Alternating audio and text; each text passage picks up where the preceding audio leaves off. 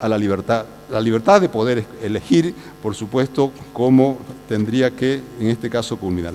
En el caso de Colombia es importante, no sé cuánto tiempo tengo, pero ya voy a unos 20 minutos.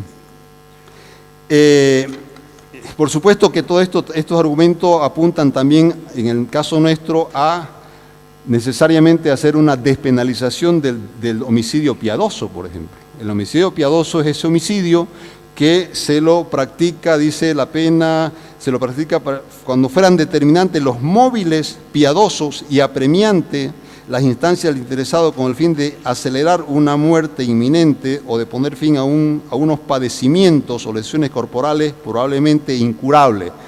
Esta es la muerte digna, pero lamentablemente el Código Penal lo permite, porque lamentablemente también el Código Penal ha partido de ese supuesto equivocado que el derecho a la vida es un derecho absoluto, y el derecho a la vida no es un derecho absoluto. El derecho a la vida, ningún derecho fundamental en principio es un derecho absoluto, ningún derecho absoluto. Entonces, obviamente el Código Penal que tenemos, por lo menos esta parte del Código, data del año 1972, yo todavía no había nacido, no sé si estaría en proyecto, no sé, ¿no? Pero bueno. Del 72, de un gobierno militar, de una dictadura militar, esto no se lo ha innovado, no se lo ha cambiado en una reforma, esto va a tener que replantearse. Por lo tanto, hay que despenalizar este código, el artículo 257, para poder de alguna manera también viabilizar, en este caso, la posibilidad de una muerte digna. A ver, en Colombia, que es donde han avanzado mucho más en este tema, hay una sentencia constitucional, bueno, hay varias, pero la última que yo he pillado se la identifica como la T42317, o sea, del año 2017, es muy nueva. Ya aquí hasta han establecido lo que vendría a ser un procedimiento eutanásico, es decir, cómo finalmente realizar esta figura. Un primer paso es asegurarse, dice, de que se trate de una enfermedad terminal que produzca intensos dolores. O sea, la primera condición para poder viabilizar en su caso esta figura es que haya una enfermedad. O sea, a ver, ubiquémonos por favor, no va a haber la eutanasia si uno tiene una vida más o menos holgada y más o menos lleno de vida. O sea, estamos hablando de un tema serio en el sentido de que es una cosa excepcional para casos extremadamente excepcionales, entiéndase bien. Estamos hablando de una enfermedad terminal, que además tiene que demostrársela. No es que yo estoy enfermo y ya quiero morirme por flojo porque quiero irme. No, estamos hablando de que hay que hacer un examen, hay que cumplir unos protocolos médicos para poder en su caso determinar. Entonces el primer presupuesto para viabilizar en su caso esto es que se trate, según esta sentencia constitucional, de una enfermedad terminal con problemas que produzca intensos dolores. Quizás es muy subjetivo hablar de intensos dolores, ¿no? Porque los dolores son dolores.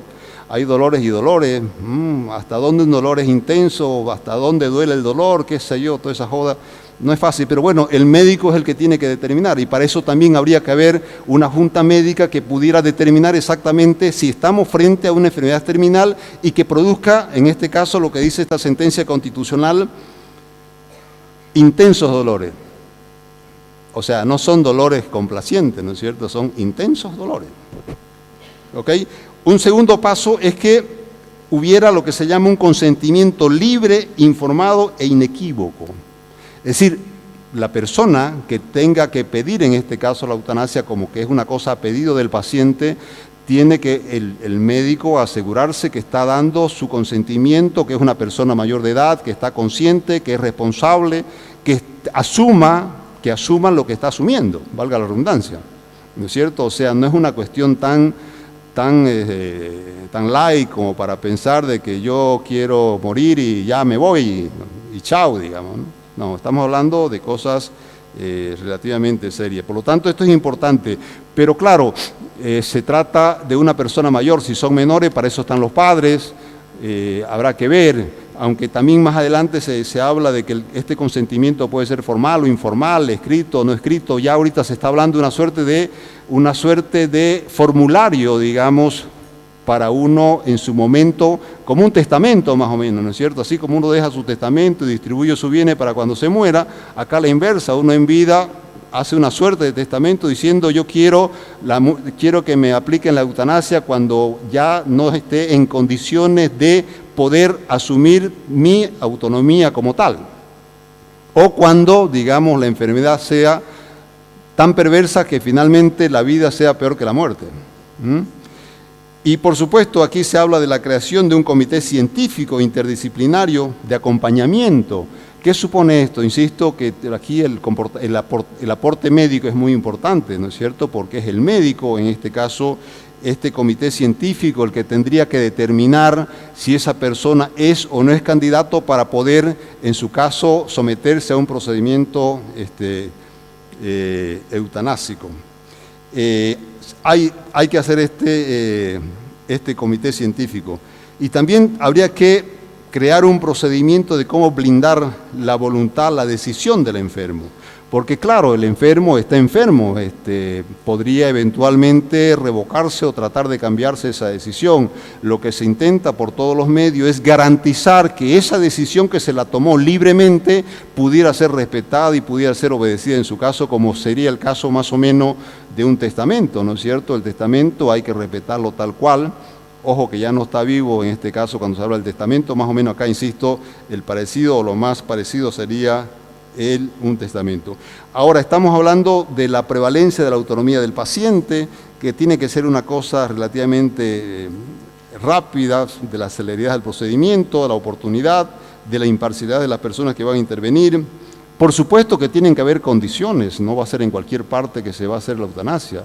Tiene que haber un hospital, un centro médico con las garantías suficientes para poder hacer, en este caso, la operación, lamentablemente, en este caso, de la muerte. Voy media hora, no sé cómo andamos de tiempo. Si quieren yo me quedo acá y estaría totalmente abierto para que, si alguien quiere preguntar, o no sé cuál es la modalidad, no me dijeron, no me avisaron. No sé, ¿quién lo ve esto, por favor? No quiero tampoco romper las reglas. Cuando se habla o cuando el cura pasa de los 20 minutos, nadie lo escucha, ya yo voy media hora y no quiero que me pase lo del cura, ¿no? Entonces, no sé quién decide esto. ¿Ah? ¿Sí? ¿Alguna pregunta? Faltan 10 minutos. Es que nunca me dijeron cuánto iba a poner. Ni me dieron la dirección, yo llegué perdido hoy día ahí, llegué abajo y no sabía para dónde. Bueno, entonces, a ver, que quede clara la idea, voy a precisar algunas cosas, ¿no? Estamos hablando de un tema demasiado, diría yo, serio, novedoso, no lo tenemos, no lo conocemos, pero nos va a llegar. Nos guste o no nos guste, nos va a llegar como el matrimonio civil, como tantas cosas. Y que por supuesto las instituciones evolucionan. En el derecho penal hay muchas cosas que ahora ya no existen, que antes existía, la pena de muerte. Por ejemplo, fíjense ustedes, el adulterio en el siglo XVIII era delito, ¿o no? ¿Saben lo que es el adulterio? No me imagino, por Dios. Si no saben, ni modo. El adulterio en el siglo XVIII era delito. En el siglo XIX, causal de divorcio. En el siglo XXI, ¿qué creen que es el adulterio? Una diversión, ¿o no? No saben, ya no importa, nos quedamos ahí. A ver, entonces les decía de que acá es muy importante la parte médica, porque, insisto, esa voluntad finalmente del sujeto activo que quiere someterse a este procedimiento pasa por una componente, en este caso médico legal, ¿no es cierto?, que pueda el equipo médico, se habla de un comité científico, y que además hubieran las condiciones y que se lo haga en un tiempo relativamente rápido. No habría que burocratizar tanto el procedimiento, pero tampoco se lo podría, digamos, hacer una cosa así tan superficial.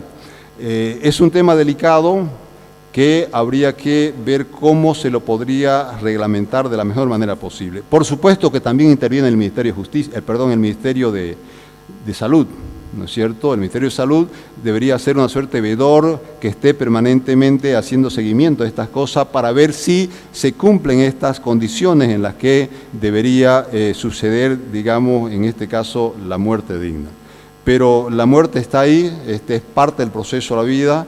Repito que de acuerdo a las convicciones de las organizaciones indígenas, la muerte no existe, al contrario, la muerte sería parte de la vida y el proceso vital pues va mucho más allá.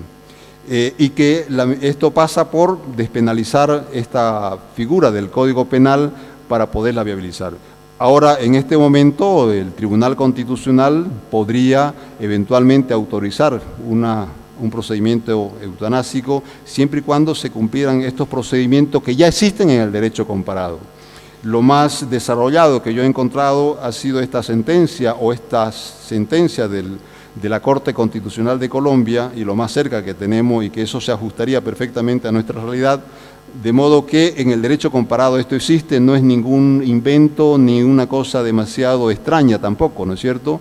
Que no hubieran sucedido las cosas que han sucedido en otras partes, no significa que no vayan a suceder acá, y en cualquier momento lo vamos a tener y vamos a estar encontrándonos con estos temas. En todo caso, es importante que uno por lo menos lo piense esto, es una realidad, la muerte es una realidad, es parte de la vida. No vamos a darle vuelta, nadie puede decir, bueno, yo no voy a morir, o nadie podría eventualmente elegir en qué momento morir. Quizás mejor es pensar en que uno pudiera preparar de la mejor manera posible el final de su vida. Yo me quedo acá, era más o menos las ideas que quería compartir con ustedes. Yo tenía previsto 20 minutos y he hablado media hora. Si quieren me aplauden, si no, no pasa nada.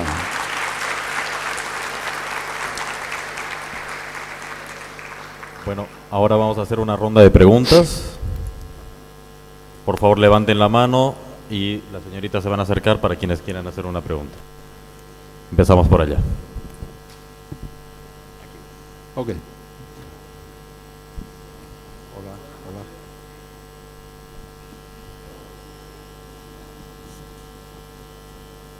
Hola. Hola. Hola.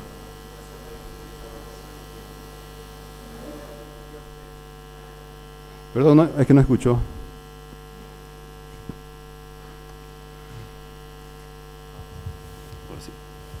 Quería hacerle dos preguntitas, ¿no? ¿Cómo se sentiría usted si fuera profesional médico y tuviera que aplicar la eutanasia a un enfermo terminal? Es que no puedo ponerme en el papel del médico porque no soy médico, lamentablemente, pero yo estoy de acuerdo con la eutanasia. Yo lo viví con mi mamá, la vi en un trance muy complicado, un problema de cáncer, y yo no quisiera llegar a ese extremo. Y además, ojo, que cuando hay un momento, cuando entra la terapia, tiene un nombre, que son términos médicos que no me los puedo aprender de memoria, donde lo que hacen es alargarle la vida artificialmente. No, bueno, no estoy hablando de la muerte cerebral y todos esos otros fenómenos que suceden, ¿no? Estoy hablando, en este caso, de una enfermedad terminal, y lo que yo vi con mi mamá, que yo la vi sufrir, y no quisiera que nadie sufra y que nadie pase lo que pasó a ella. Me parece una cosa lo más inhumana y lo más cruel. Para todos, ¿no? Claro. ¿Aplicaría usted la eutanasia a un familiar con enfermedad terminal y sí. por qué? Pero no me pregunte si yo aplicaría, yo no soy el médico, es un tema del médico. El que hace es el médico, yo autorizo, ¿ok? Yo puedo autorizar como familiar, pero no puedo practicar porque yo no soy el médico. Primero, para practicar la eutanasia es un médico. Si no es un médico, no habría eutanasia, habría cualquier otra cosa. Claro.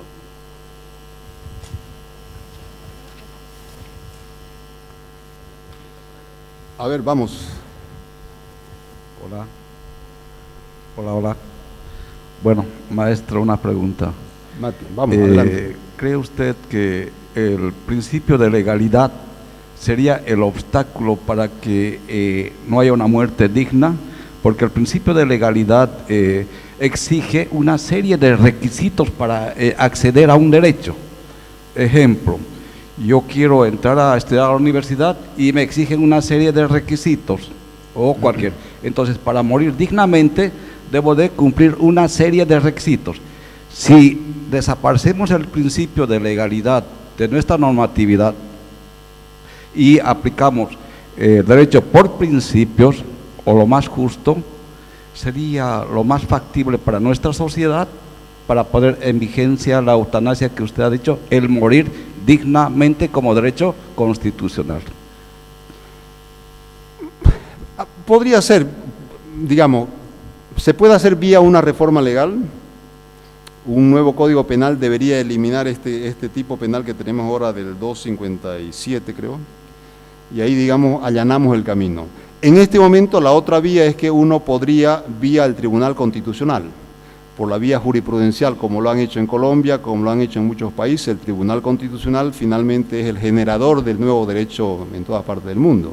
Por lo tanto, si el tribunal hace una interpretación entre estos conflictos eventuales de derecho, entre el derecho a la vida, que es lo que de alguna manera frena esta figura, y en este caso la voluntad del paciente, porque el tema es la vida y la libertad. La vida, el primer derecho fundamental, pero también la libertad es un derecho fundamental y es también un primer derecho fundamental. Entonces lo que se dice y lo que finalmente se termina haciendo es que el Tribunal Constitucional se decanta por darle prevalencia al derecho a la vida, al derecho a la libertad, y que por lo tanto la elección, la autonomía, la autodeterminación se imponga en este caso, tenemos que entender en favor de aquella persona que tiene una enfermedad incurable y que necesita morir o que quiere morir dignamente. O sea, quiere decir, ¿se puede hacer en este momento? Bueno, yo no sé, digo se puede, cuando digo se puede depende del tribunal que tengamos. No sé si con el tribunal que tengamos o el que tenemos, con todo respeto de algunos, van a entender esta figura. No es fácil, hay problemas muy culturales muy arraigados, ¿no es cierto? Entonces, plantear estos temas para una sociedad conservadora que de repente no lo van a entender, la Iglesia Católica se opone a esto, sin duda, son temas altamente sensibles. Aborto, matrimonio homosexual, la eutanasia, objeción de conciencia, son un poco los grandes temas que poco a poco han venido imponiéndose, pero también hay una fuerte resistencia de la sociedad. Somos conservadores, ¿no es cierto? Las instituciones evolucionan, pero a veces esa evolución no es tan dinámica o tan rápida como de repente uno lo quisiera desear.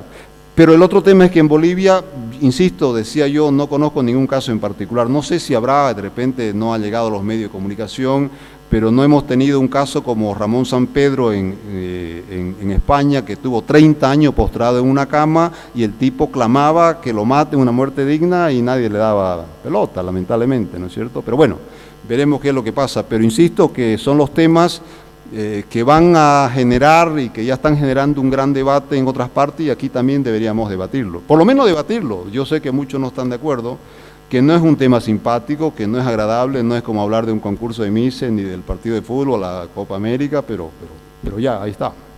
Vamos, ¿qué más? Hola.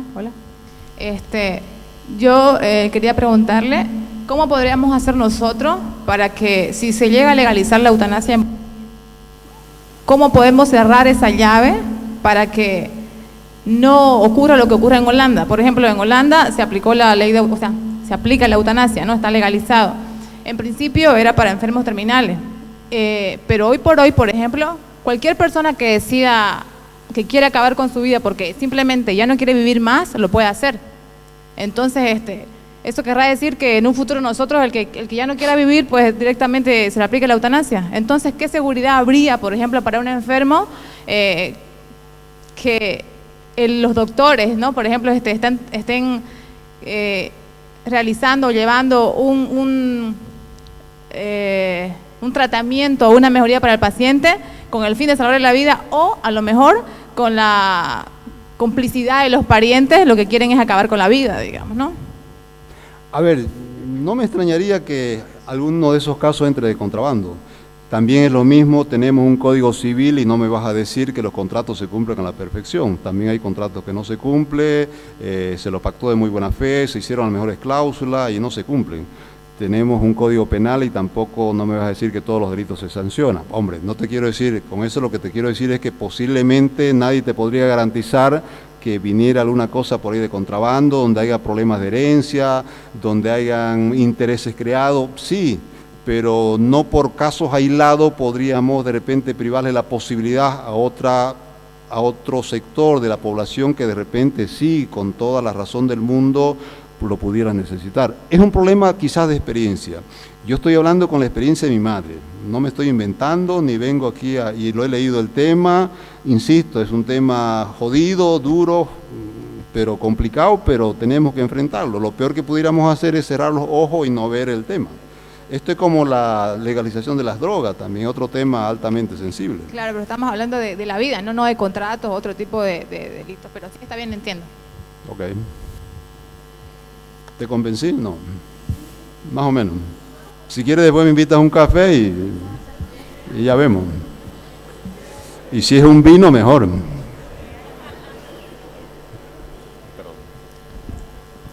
¿Alguien más desea hacer una pregunta?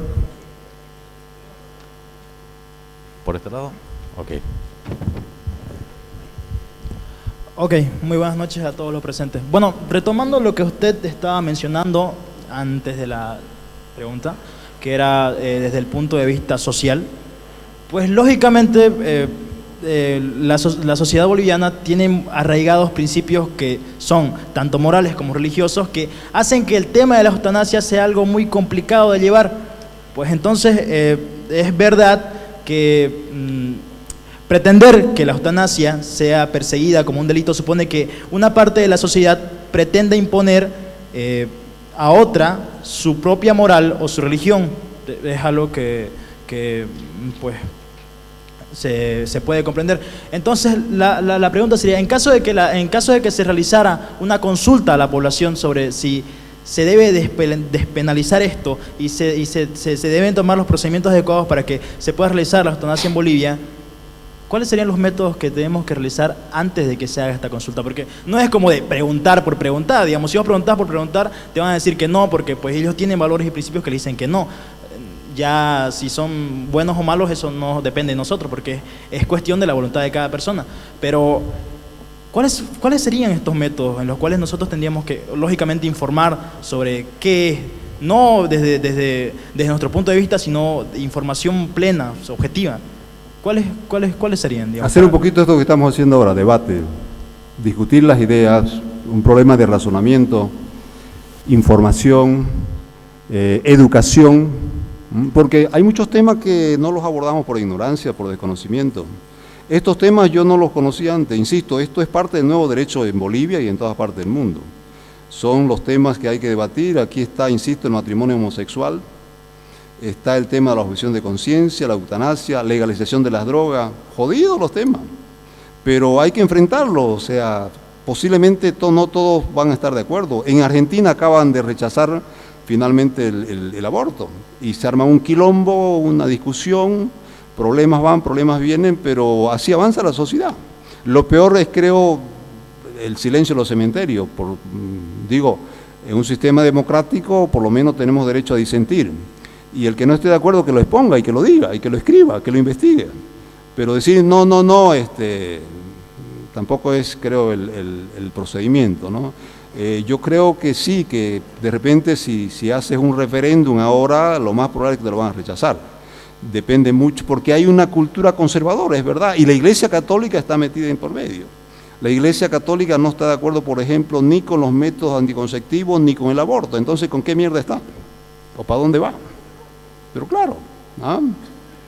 O sea, por lo menos está bien que no esté de acuerdo con el aborto, pero por lo menos que consienta la utilización de los métodos anticonceptivos. Que ellos no hagan el amor es su problema, pero habemos otros que de repente, quién sabe, ¿o no? ¿Es así o no es así? ¿Ah? ¿Y por qué se colorean?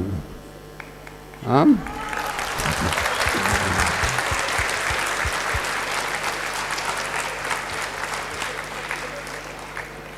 Bueno, ¿alguna otra pregunta? Vamos, adelante.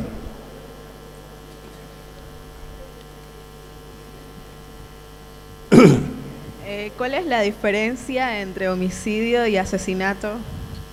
Desde mi punto de vista es lo mismo, pero creo que no es así.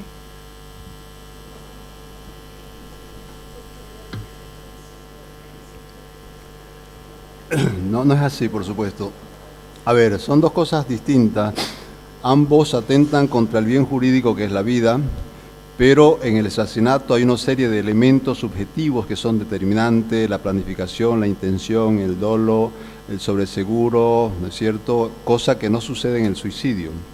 En el suicidio se entiende que estamos hablando del suicidio cuando también hay un problema de una enfermedad muy grave, y que en ese caso lo que hace el suicida es pedir una colaboración. Y se entendería que el colaborador en este caso no comete un delito porque él no ha elegido, a ver si nos entendemos lo que quiere, o a ver si me puedo expresar bien.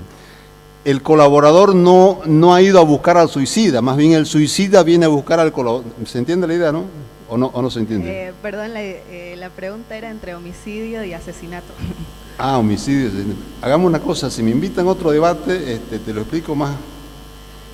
Es que es larguito el tema, digamos, y estamos en otro, nos saldríamos, estamos hablando de la eutanasia, parece que estábamos hablando de la eutanasia y ya me llevas al asesinato, no sé, digamos, no es que no te quiera responder, pero básicamente los elementos subjetivos, la intención, el dolo. En ambos hay dolo, pero digamos en uno la cosa es mucho más crítica que en otro, ¿sí?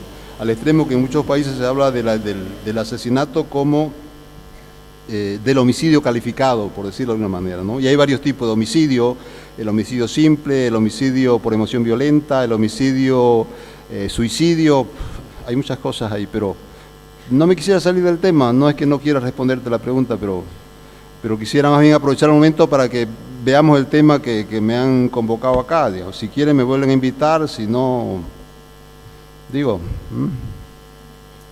vamos. ¿Se acabó? Bueno, ¿no es más?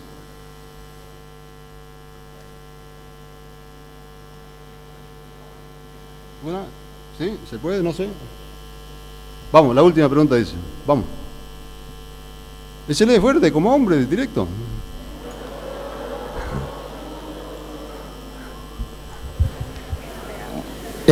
Buenas noches, doctor. Una consulta. Si se aplicaría la eutanasia en Bolivia, ¿tendría que tener algún costo para que sea por igual en la sociedad?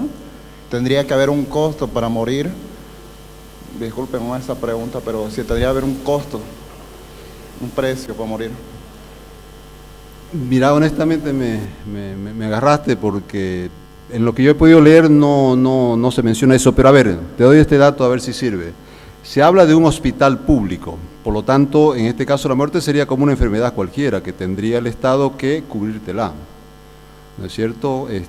No se me ocurre que sea de una cosa distinta, o sea, yo no podría decir, bueno, a ver, quiero eutanasia, ¿cuánto vale? Digamos, ¿no? ¿Y dónde, a qué clínica me voy? Digamos, ¿no?